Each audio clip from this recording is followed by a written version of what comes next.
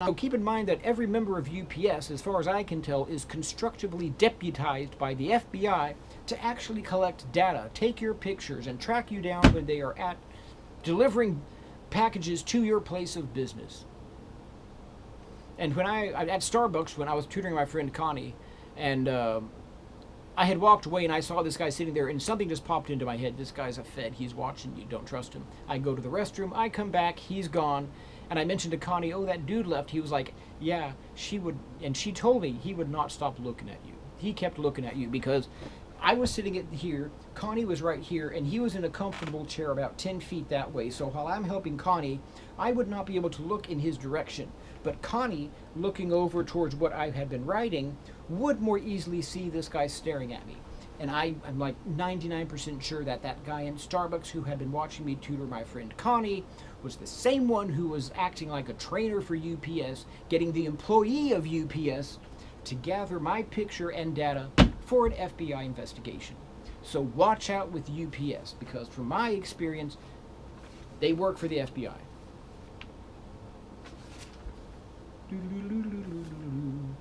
Now, I'm trying to figure out what we can do to address this issue, and the best thing I can come up with is that we have just got to do something about the narcissism of law enforcement. I would want to go with the automatic expungement of certain charges, for instance, even felonies. If it is like an assault, basic simple assault, have that felony purged after 5 years. Aggravated assault, 7. Aggravated assault with a serious weapon, go ahead and make it 15 years. A felony DWI, 7 years. If it's a misdemeanor DWI, 5 years. And make it automatic expunction. Don't make us do the work. The feds, the state is what brought the difficulty. The state needs to get rid of it. And if we are arrested and the charges are dismissed, the district attorney also is the one who takes care of the expungement. Because from a matter of principle, if we are not criminals, then the criminal justice system has no right to have information on our identities in their computer systems. Now, I've gone off really, really heavy on the law and criticized it and just pretty much said that I think it's balls. But I want to show y'all that I actually have an extraordinary amount of respect for the law. I'm going to show you my back tattoo. You got to understand that my dad practiced law for 50 years down here in the Rio Grande Valley. My father was raised by a single mother who was an alcoholic. His father died days before Dad turned 7. The stress of losing his father was so significant to him that he developed dyslexia for an entire month. My dad was mean. I have vivid memories of being punched unconscious in front of my Boy Scout troop at the age of 11 and 12. That man was tough, but I still made it, and I learned a hell of a lot. I don't blame the law for what I went through. I blame the personalities in positions of power who don't give a rat's ass about treating people well. And so, to make sure folks understand that I do regard the law, and I do take this law really seriously, because in this family, the law is religion. Good law is divinely inspired. It is our best chance to put together a harmonious social order like that which we would find in paradise. Now, I have no idea if y'all can see what my back tattoo looks like, but that's Punisher skull, and that's what I got going on. Now, I don't consider myself to be a bad person. I have done what I can to do my research. I follow the law. Some of my behaviors which wax, good grief, relaxant, might be that which would draw the ire of a member of law enforcement, but I am so tired of these people and I hate them so much, I really don't care.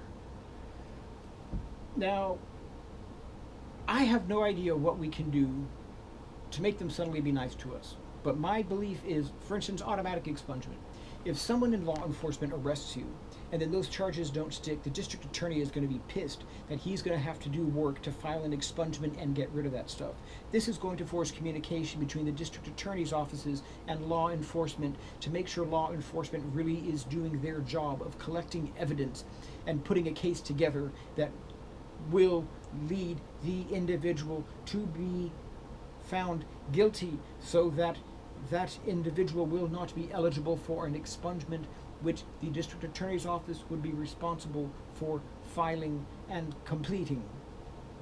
Not only that, I don't want mugshots public anymore. It's a form of intimidation. I didn't Google my name for 14 years because I was afraid that my mugshots were going to pop up.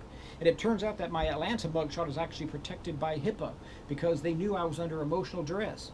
So if you actually get onto the Fulton County website and you Google John Clopton, It turns out I'm some 6.5 foot tall black dude with a fondness for cocaine hydrochloride, allegedly. What did law enforcement do to me? And I'm at the point now that I'm not a bad person. I'm not evil, and like okay, my tats. These represent jail bars right here. I used to have the word mea culpa tattooed across my chest, which is Latin for forgive me. It was an old Catholic prayer, mea culpa, mea maxima culpa, as folks would, flat hit themselves just to let God know I am so unworthy. Not something I go with, but it was a beautiful font done by Pedro, tattooing Pedro. I think it's Studio 66 at 2102 North Jackson in Far, Texas, Suite 42. Check him out. Tattooing Pedro, incredible artist. He did my tree tattoo as well, and the mea culpa. But as I was getting through my law enforcement trauma, I realized I have nothing for which to apologize. I do not need to apologize for who I am. And I had a bit of a mental, just an anxiety thing. So I got with tunes and I said jail bars. So these are just they're jail bars. It's not a rake like my friend Alex thought. Okay, I love gardening, but no. So I'm gonna get the jail bars finished off, and I want to get red in between the jail bars, and then outside, like above the broken and going all the way up here to the navy blue, is going to be light blue that represents the sky. Now, I picked up this little one because it actually represents a slave collar. If you go to the back, you can see there's supposed to be a sun. I don't know if you can see it, but the whole idea is that I was constructively enslaved psychologically by the trauma that I had suffered in Travis County. And so I got this tattoo 1 year after the Texas Rangers did not reply to my letters about what I had been through. I know law enforcement cannot be trusted. I am not impressed. Therefore, I am going to reappropriate their efforts to delegitimize and invalidate my identity and make me look like a criminal non-person before the social order by permanently tattooing my body with this criminal number. Thank you, Travis County law enforcement. Thank you, Texas Rangers. Thank you, FBI. Thank you, Office of the Inspector General. I now accept that I am in fact criminal trash who is not worthy of justice from you arbiters of all immoral action because I have mugshots. Message taken.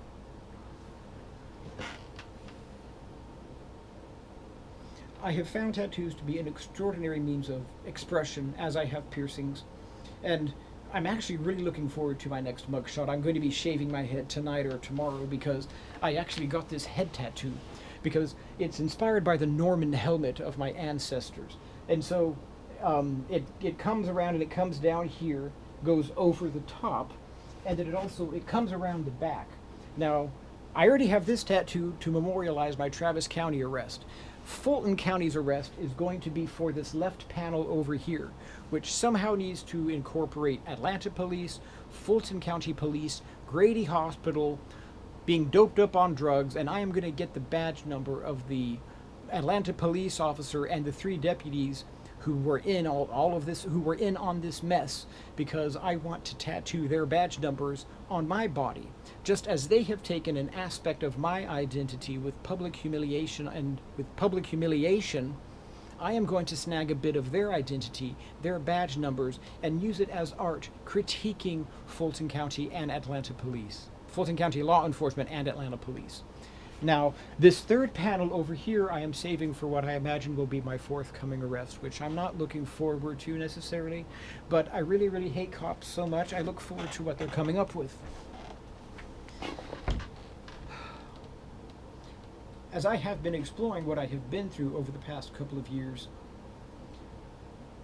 I'm very glad to know that law enforcement can hurt me. They can beat me up. They can put me in pain. And they can really knock me down. And they can do what has scared me the most is getting raped. I was sexually assaulted twice, and then almost sexually assaulted 2 more times at the ages of 11 and 12, Boy Scouts. Now, getting back that stuff 28, 29, 30 years later is tough. But it happens. And there are bad folks out there, and you can get through it. And the best part of all of this is that I understand how that damaged my sense of identity. I understand how it made me sycophantic in a way to men who had naturally dominating personalities because my subconscious had been traumatized by the power of the penis at the age of 11. I've gotten over that now. Now, I'm not looking forward to being raped while I am taken into custody, but at least now I have one more weapon of defense from the experiences of my life to make it more difficult for the badge-toting narcissist of the United States of America to break me psychologically so they get what they want, a guilty plea when it is not warranted. And so no matter what you've been through in life, if you choose to take the perspective of using it for strength, you can. Because I will not be broken by those people again. They did an extraordinary amount of damage. And I am going to let them continue to hurt me. Because that's how I was raised. I know what I look like, I know what I sound like, but I have been knocked on my ass so many times by people close to me. I have had to learn to pick myself up many times, and I will continue to do that.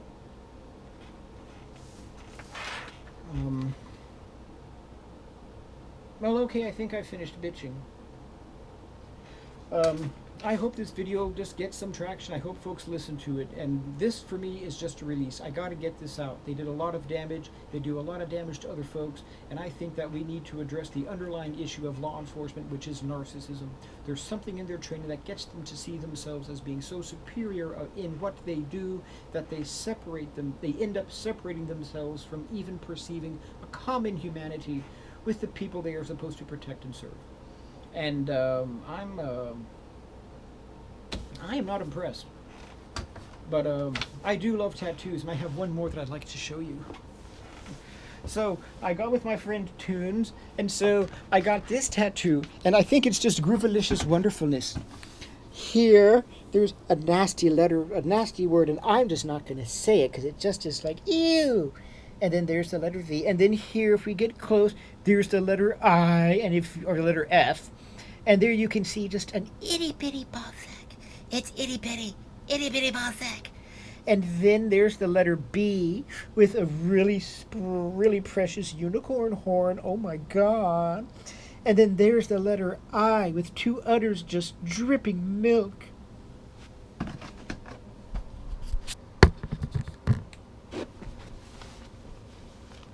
Well, how do you like it? La la la. La la la.